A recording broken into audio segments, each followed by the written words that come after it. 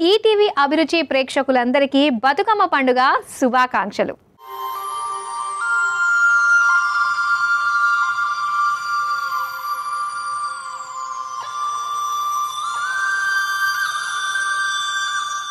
రామ రామ రామ ఉయ్యాలో రామని సీత ఉయ్యాలో. ఖర్జూర్ మలిద లడ్డు,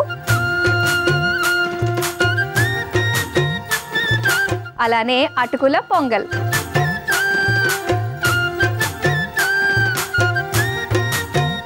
మరి వీటి తయారీ ఎలాగో తెలుసుకోవాలనుకుంటున్నారా?